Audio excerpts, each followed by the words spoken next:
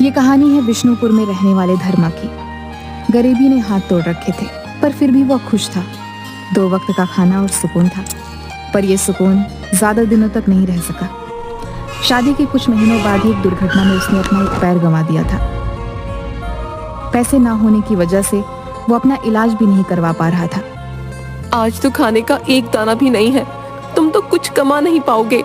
मैंने एक जगह काम की बात की है, आज से मैं रोज काम पर जाऊंगी। तुम कम से कम घर के छोटे मोटे काम कर लेना। ऐसे में सुशीला अब रोज काम पर जाने लगी। एक दिन वो अपने घर में बैठा खाना बना रहा था कि उससे मिलने के लिए उसका एक दोस्त घर पर आया।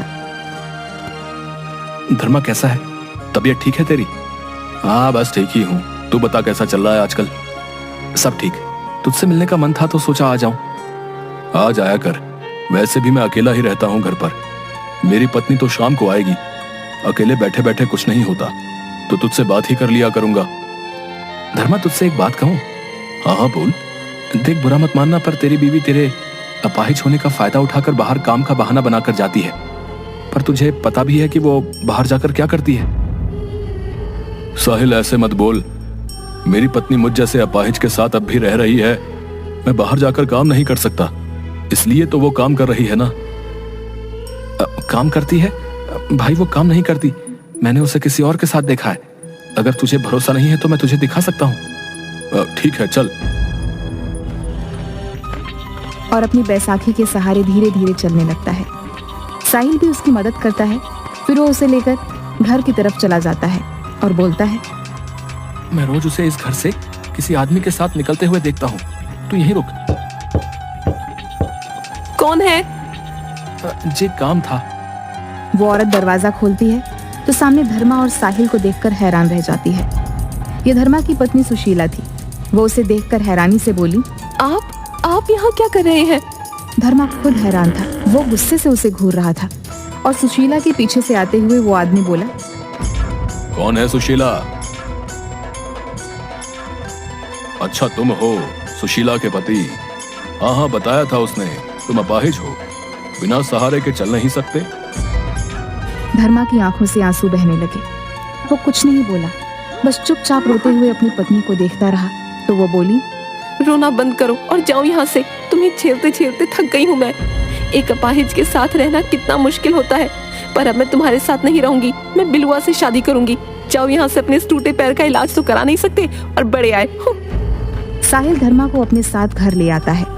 आज धर्मा ने बहुत प्यार से और अपने बचाए पैसों से सुशीला के लिए समोसे बनाए होते हैं। सोचा था थक कर आएगी तो दोनों साथ मिलकर प्यार से बातें करते हुए खाएंगे, पर अब धर्मा का कोई ऐसा इरादा नहीं था।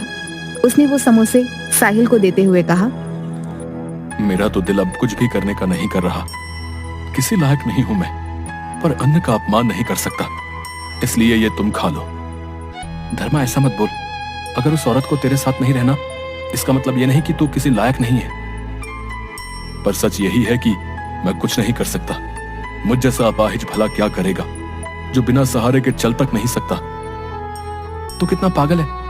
इतना अच्छा हुनर है तेरे पास, जादू है तेरे हाथों में, और तू कहता है कि तू किसी लायक नहीं है। क्या मतलब? हुनर? मैं कुछ समझा नहीं। अरे तेरे समोसे की बात कर रहा हूं। मैंने आज से पहले इतने अच्छे समोसे कभी नहीं खाए भाई। पर मैं तो ऐसे ही बनाता हूं। तो तू एक काम क्यों नहीं करता? तू समोसे का छोटा सा ठेला शुरू कर दे। तू मजाक कर रहा है? मेरे पास रात का खाना बनाने के पैसे नहीं है, और तू बोल रहा है मैं समोसे बेचना शुरू कर दूं। पैसे कहां से लाऊं? अरे पागल, तू पैसों की फिक्र क्यों करता है? तुझे बुरा ना लगे तो इस काम को हम दोनों एक साथ कर सकते हैं। तू बाहर जा नहीं सकता, पर समोसे बना सकता है। तो तू समोसे बना कर देना और मैं बेच दिया करूंगा, और तुझे सामान भी ला कर दूंगा। धर्मा उसकी बात सुन बहुत खुश हो जाता है। एक तरफ पत्नी ने धोखा दिया था और दूसरी तरफ दोस्त इतना साथ दे रहा था। मैं अभी बाजार जाकर तेरे लिए सामान लेकर आता हूँ। हम कल से ही ये काम शुरू करेंगे। ठीक है साहिल।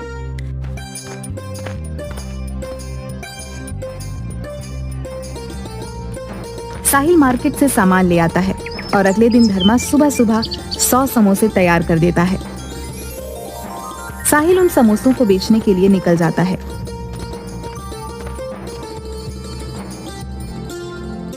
आधे ही दिन में सारे समोसे बिक गए थे और इससे उसे फायदा भी हुआ था।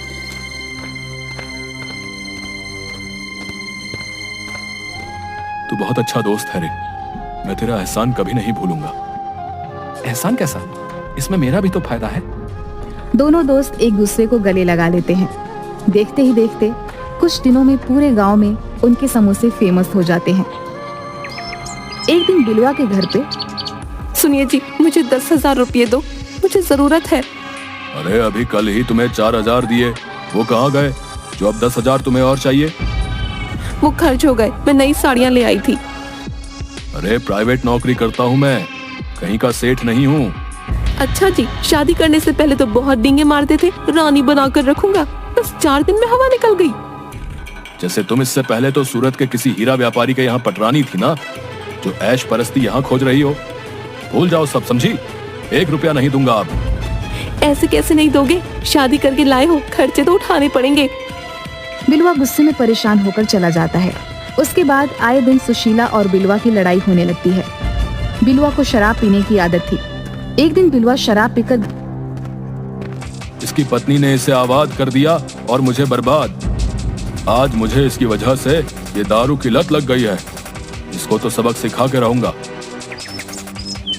तभी अगले दिन जब साहिल समोसे बेचने ठेला लेकर गांव में निकलता है तो बिलवा चुपचाप धर्मा के घर में घुस जाता है।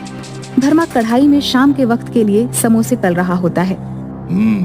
इस लंगड़े की चटनी में आज ये फिनाइल की पूरी बोतल उडेल दूंगा, जिससे इसकी इस गांव से छुट्टी हो जाएगी और कल से मैं बनाऊंगा समोसे, बिलवा के समोसे।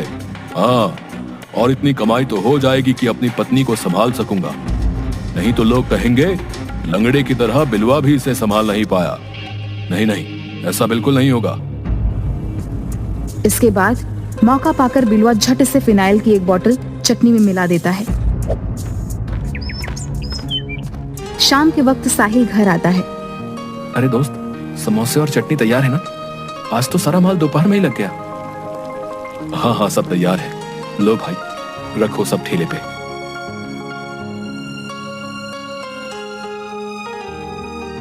समोसे खाओ, गर्मा गर्म समोसे। आओ भाई, धर्मा के मशहूर समोसे खाओ। अरे भाई रुको जरा, मुझे स्कूल के बच्चों के पार्टी के लिए 50 समोसे चाहिए, हो जाएंगे क्या? हाँ हाँ, क्यों नहीं, अभी लो श्रीमान। साहिल झट से समोसे गिनकर पैक कर देता है। लीजिए सर, आपके समोसे तैयार हैं और साथ में चटपटी चटनी भी। धन्यवाद भाई, ये लीजिए आपके पैसे।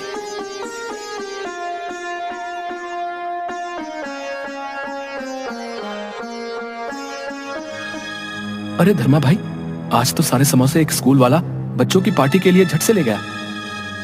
क्या बात है, तुम्हारी और मेरी मेहनत रंग लाई है दोस्त। भगवान करे सब बढ़िया ही हो। कुछ ही देर में उनके घर पे 2 पुलिस वाले और वही आदमी जो समोसे लेकर गए थे वे लोग आते हैं। यही है वो, पकड़ लो इंस्पेक्टर। इसके समोसे खाने की वजह से सभी बच्चे बीमार पड़ गए। अरे भाई, बात क्या हुई जरा बताओ तो। अरे अपाहिज होने के बावजूद ऐसी हरकतें करते हो तुम लोग, शर्म नहीं आती हैं? छोटे बच्चों को केमिकल वाले समोसे खिला दिए। हमने ऐसा कुछ नहीं किया साहब, जरूर कोई गलत फहमी हुई है। अरे चलो, अब थाने चल के सब गलत फहमी दूर कर देंगे तुम्हारी, चलो। अरे भाई अब बताओ, तुम लोगों ने ऐसा काम क्यों किया? बच्चों की जान के साथ खिलवाड़। साहब हमने ऐसा कुछ नहीं किया, हमारा विश्वास कीजिए। मेरा दोस्त तो अपाहिज है, वो घर से बाहर भी अपनी व्हील चेयर पर जाता है। साहब, कुछ दाल में काला जरूर लगता है। धर्मा के समोसे तो इतने स्वादिष्ट और फेमस हैं।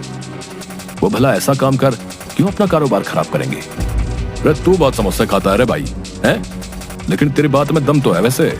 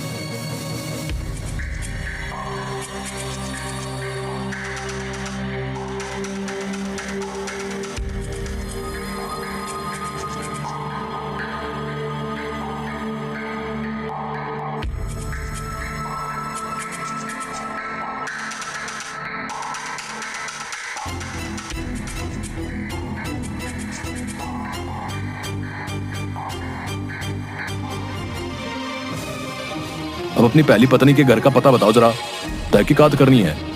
और तुम जाओ अपने घर, जरूरत पड़ने पर थाने आना होगा। उसी शाम बिलवा समोसे बनाने की सामग्री लेकर और शराब के नशे में चूर घर आता है। सुशीला, इधर आ, अभी जल्दी से गर्मा गर्म समोसे बना, हम आज से समोसे बेचेंगे। आपका दिमाग ठिकाने है कि नहीं? मुझे नहीं आते समोसे बनाने। एक झापड़ में बत्ती से निकाल लूंगा तेरी। तेरे लिए मैंने उस धर्मा का धंधा बंद करवाया और तू अब समोसे नहीं बनाएगी?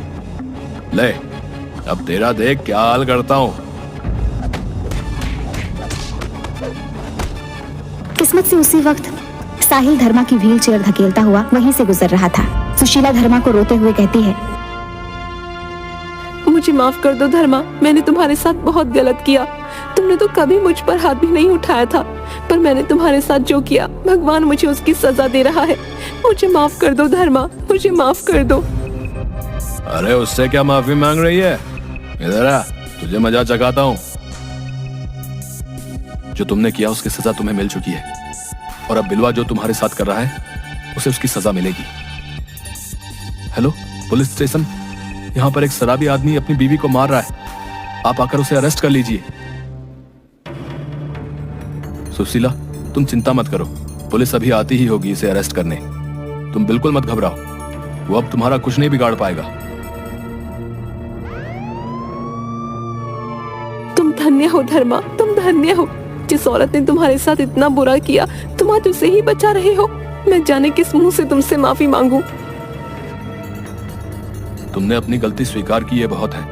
अब रोना बंद करो और जाओ अपनी जिंदगी की नई शुरुआत करो। और हाँ, फिर से कभी किसी का भरोसा मत तोड़ना, क्योंकि हर कोई ये दुख नहीं सहन कर सकता। मैं भगवान से प्रार्थना करूंगी कि तुम हमेशा खुश रहो। साहिब, धर्मा और साहिल भैया बेकसूर है। ये सब किया धरा बिलुआ का है। बिलुआ ने ही फिनाइल चटनी में मिलाया था। अबे ले चलो इस झूलेलाल को थाने में, इसकी सारी हेकड़ी निकालते हैं। और धर्मा और साहिल भाई, आप लोगों को जो तकलीफ हुई उसके लिए माफी। चलो भाई। अब धर्मा की जिंदगी में सब कुछ ठीक हो चुका था। उसकी समोसे बेचने से की गई शुरुआत अब ऊंचाई छू चुकी थी। उसे लोगों ने अब एक नाम भी दे दिया था, धर्मा समोसे वाला।